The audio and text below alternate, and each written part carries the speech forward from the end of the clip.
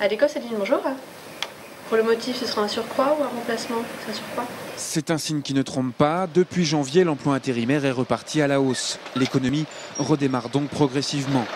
Du côté du transport, par exemple, qui vit au rythme des biens produits par les autres secteurs économiques, certains notent une augmentation de l'activité, mais la prudence reste malgré tout de mise.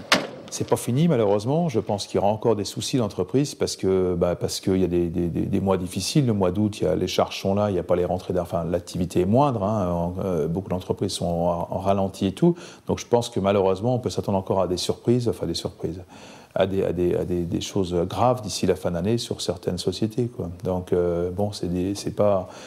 c'est compliqué de se prononcer, quoi. L'équation est des plus simples, sans visibilité, pas de confiance. Et sans confiance en l'avenir, les entreprises limitent leurs investissements et la croissance économique en pâtit.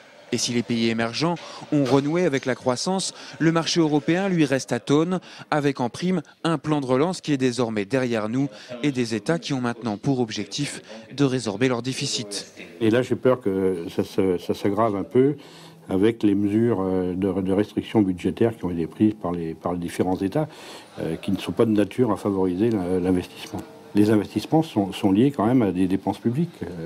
Et aujourd'hui, les dépenses publiques ou les investissements publics sont un peu en berne.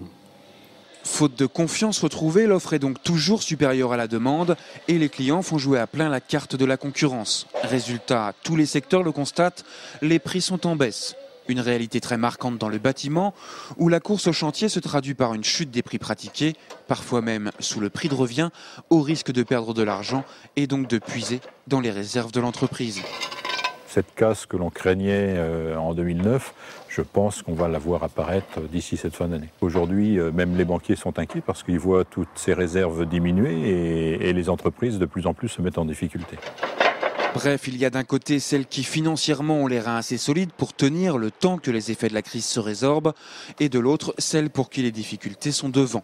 Le tout sur fond d'attentisme des chefs d'entreprise. On est tous en train de se regarder de ses pieds, savoir qui va repartir le premier, qui va y aller.